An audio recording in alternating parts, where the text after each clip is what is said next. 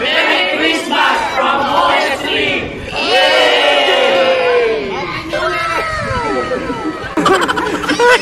May pimples ang talong. Oh. Sila. The much-awaited exchange gifts with co-workers, giving awards and recognitions to some extraordinary members, giving gifts to all members bilang pasasalamat para sa kanilang isang taong pagsisikap, wantusawang inuman, at syempre mayroong kantahan.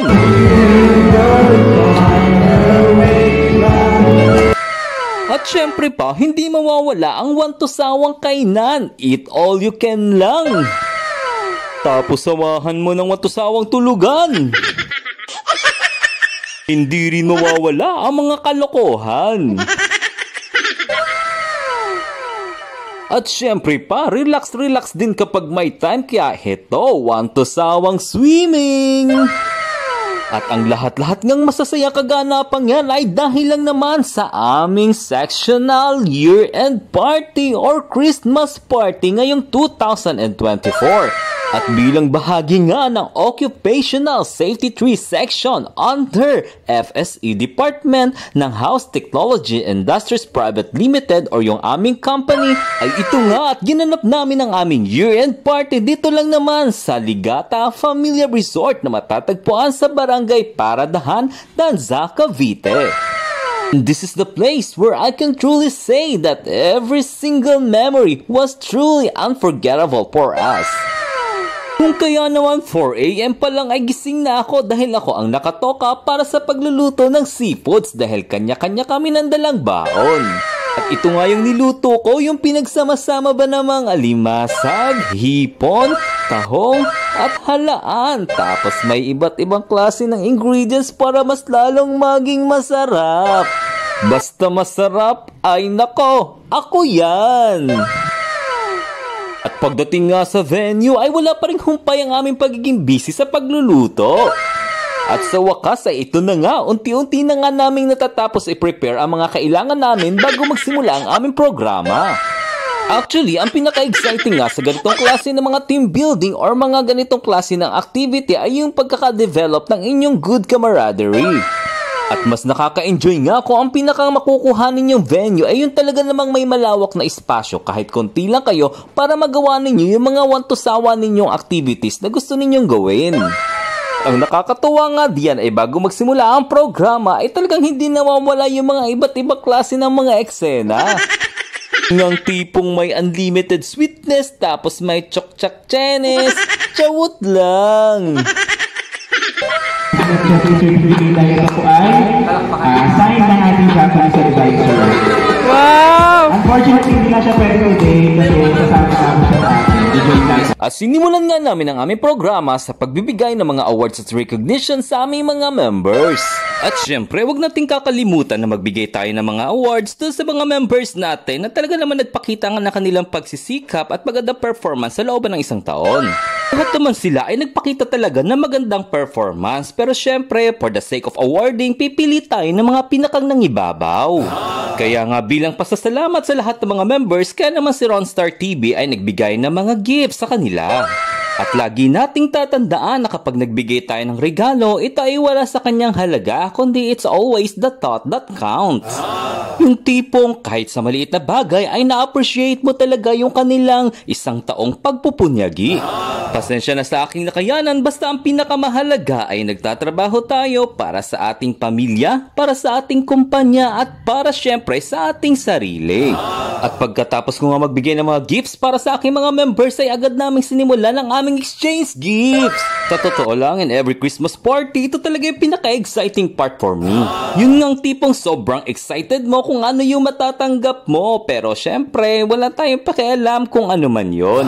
Hindi na mahalaga kung ano man yung laman yun, ang pinakamahalaga ay talaga namang nag-effort siya para bigyan ka. Actually, sa aming ginawang exchange gifts ay meron talaga kaming wish list, pero bakit gano'n nakaka-excite pa din? Feeling ko tuloy, bumalik ako sa pagkabata. Yung bang tipong hinintay mo talaga yung isang buong taon para makatanggap ka muli ng isang aginaldo. Naalala ko tuloy bigla nung kabataan ko na bukod sa aking magulang ay mas malimit ako makareceive ng regalo galing sa aking lola at lolo. Kaya naman sa tuwing nakaka-receive ako ng regalo ay lagi ko silang naaalala. At dahil malayo nga ako sa iisang ninong at iisang ninang ko geographically, ay talaga namang isang beses lang yata ako nakapamasko noon.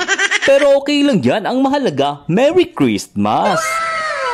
At syempre pa, sa ganitong klase ng mga year-end party o Christmas party ay hindi mawawala yung mga handaan at want-to-sawang kainan. At ito nga, at sinimulan na naming lapangin ang aming mga pinagsama-samang effort para makapag-prepare ng ganito klase ng mga pagkain. At hindi nga lingid sa kaalaman nating lahat na ang pagkain ng sama-sama at salo-salo ay napakahalagang parte upang mas maging improve pa ang ating samahan. Pero in fairness, sa aking mga katrabaho, ang sasarap na mga pagkain niluto o baon-baon nyo. Kaya naman ang masasabi ko lang, perfect ito para mag-Sharon. At pagkatapos nga naming lumamon ay nagsimula naman ang aming kantahan na may kasamang tulugan. Shoutout pala kay Sir Roland sa pinadala niyang alak. Siyempre pa, hindi mawawala sa isang bonding ang mga nakakatuwang mga parlor games. So abangan ninyo sa susunod kong video kung ano-ano ba ang pinagagawa namin dito kasi sobra talaga sa makitantiyan ko sa mga kaganapan sa pinakang naging palarong ito. And of course, hindi mawawala ang laklakang time kaya tara, tagay na! At syempre pa, hindi natin palalampasin ang want-to-sawang swimming kasi nga ang aming venue ay isang resort. Kaya naman nagsimula ng magsipaglanguyan ang mga taga-Atlantika. Pangunguna nga ng aming kasamahan na isang Shokoy ay mali, Serena pala. Joke lang, Natalia. O diba ang saya-saya at para mga batang nagtatampisaw sa tubig. Naman ang ganda ng venue, nandun lang ba naman sa tabi ng McDonald's? O diba ang saya-saya ng year-end party kapag mayroong kasamang swimming fantasy? Chawut! At habang yung iba nga ay nagsiswimming, dito naman ay busy sila sa liquor drinking.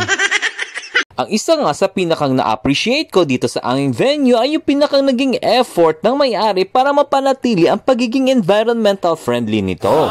Bukod nga sa ang katabi nito ay farm ay napanatili nila ang matataas na puno sa pinakang paligid ng pinakang resort na ito. At hindi mo rin iisipin na katabi lang nito ang isang McDonald's o food chain establishment. Go green to keep it clean! O diba, tamang overlooking lang ng swimming pools. At nako, ewan ko ba, hindi yata kumpleto ang isang banding kung wala ang video okay Pinoy singing.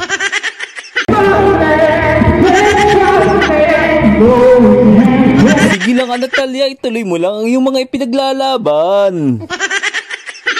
At isa pa nga ito kasamahan namin na si Sir Alfred Katinggan, talaga namang ayaw magpakabog sa sayawan.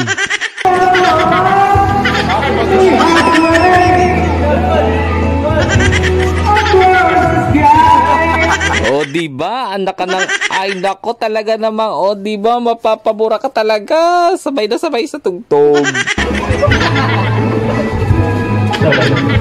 At nabunot pa nga yung mic, kakagiling. Kung kaya naman pagkatapos tamaan ng alak at mapagod sa kagigiling ay ayon, slides naman ang kanyang pinanggigilan. Para daw mawala yung kanyang tama kasi kung ano-ano na ang kanyang pinagagagawa. Pagkatapos nga ng maghapong napakasayang banding ay bigla na lang, balutin mo ako ng hiwaga ng iyong pagmamahal. Hayaang matakpan ang kinang na di magtatagal. It's time to go home. Advance Merry Christmas and Happy New Year. Thank you so much for watching and see you again on my next video. Bye-bye.